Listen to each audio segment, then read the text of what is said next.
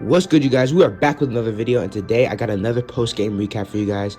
It's gonna be a picture over like on a freaky diabetic type vibe, but I still wanted to get this post-game recap app for you guys. So if you like this type of content and you like these post-game recaps daily, go ahead, sub to the channel, and let's get right into it. We only got one game to talk about today, and it was obviously my favorite team, the Clippers and Mavs series, being the last one to finish up. And man, it hasn't been an emotional roller coaster. It seems like we're up on top. It seems like we have them on the ropes, and Kawhi or PG always comes out and gives us a great performance. And today it was Kawhi, man. Kawhi cannot be stopped in the second half. He was decent in the first half. Actually, he really wasn't. It was really Reggie Jackson in the first half. But, man, in that second half, Kawhi could not be stopped. And nobody could stop him at the end of the game. He was cooking Luka like Luka was cooking them in LA in the first two games. And we couldn't do anything about it.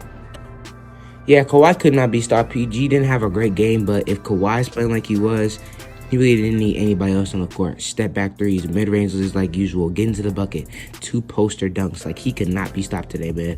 And we're going on to a Game 7 because of it, but it is in LA, and we've won all of our games in LA, so I hope that could become a trend, and we win in 7 against the Clippers. But, man, the Clippers have all the momentum right now, man. And it looks like they may have figured out Luka doing these blitzes on the pick and roll, and he could not get going. But also Luka was way too passive, like kind of a LeBron game, like LeBron has been in the series against the Suns, just being way too passive, pondering and probing way too much. And I do not like that from Luka Doncic. He's an aggressive player, and he needs to be like that all the time. And when he's not, the team is worse. Now, Tim Hardaway Jr. had a great third quarter, but he started forcing too much in the fourth quarter, and it did not look good. Kristaps missed a wide open dunk. Boban, I feel like, needs to finish more of his layups. He had one possession where he missed 4 in a row, and man, that gave the Clippers a lot of momentum going into the second half. But I kind of like the minutes that he's giving. Josh Richardson doesn't need to play. Cauley-Stein doesn't need to play. Give Powell, Boban, Kristaps, and Kleber more minutes, although Kleber did not come down at the end of the stretch. We just don't have too many others that are doing good right now. Finney Smith is doing good on defense, not hitting down shots. Tim Hardaway Jr. is doing good in stretches, not the whole game like he was at the beginning of the series. And Kristaps, like I said, man, I don't count on Kristaps for anything. I don't count on him for anything, so I'm not really upset. I'm over it at this point. He's not a great player. He's not the player that we traded for. It's the Tim Hardaway Jr. trade in my book, so all that is really over for me. He has to show something to me before I even give him that title back. So, yeah, man. If Luka's getting 20 points like in Game 4, although I have no idea how they didn't blow us out, I guess it's because of Tim Hardaway and Boban's production in the first half. Although Boban didn't miss a lot of shots, he had a lot of very valuable minutes for us, and I would have liked to see him a little bit more down the stretch. But, you know, Boban can't play that much, and he's showing that these 7'5" guys can play in the NBA, and I have the tallest person in the league basically on my team. Maybe he's a valuable asset, and he showed it today.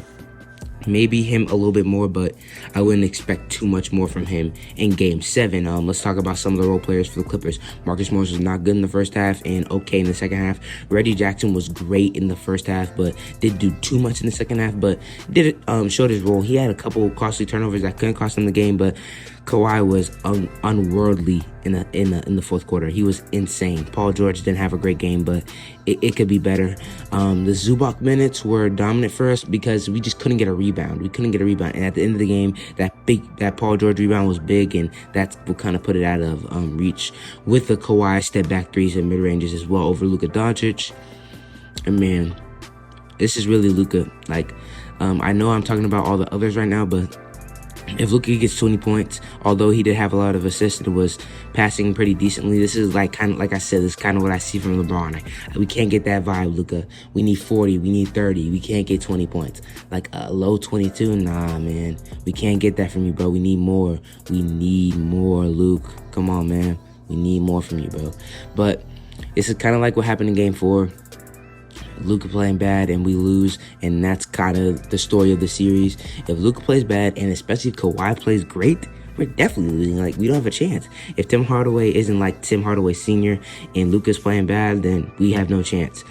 It seems like next series, if we get to there, all the Dallas Mavericks fans need to wear Los Angeles Clippers jerseys or Utah Jazz jerseys to make it seem like they're playing away so we can get some dubs, because it seems like it's too much support for the Dallas Mavericks. because man, y'all be loud in there, and I was there for one of those games, and it's a lot of support. It's loud, it's rocky, it's rampant up in there, but we don't seem to be able to get a win, and I have no clue why we can't get a win, and it's really, really frustrating because the Mavs fans are showing out, man. They showing out, bro. So we gotta get a win. Game 7 is gonna be very disappointing end of the season if we don't, but I'm not trying to think about that. Yeah, man, hopefully Paul George doesn't have a great game, and hopefully we can do something to slow down Kawhi like they did last game, make adjustments on defense to slow down Kawhi a little bit more like the Clippers did for Luka. And man, that blitz on that pick and roll, it slows down Luka a lot, man. They were blitzing him at the beginning of the game. Kristaps was knocking a couple of other threes down, so was Timmy at the beginning, but at the end, things started getting tight, and we just couldn't finish the game, man, and that really, really sucks. But yeah, man, that's all I got for you guys today, man. Tomorrow, I think the Bucks play. The Bucks and Nets first game is tomorrow, so there'll be a post-game recap about that. But if you like this type of content, like a sub on the video if you haven't already, and I'll see you guys next time.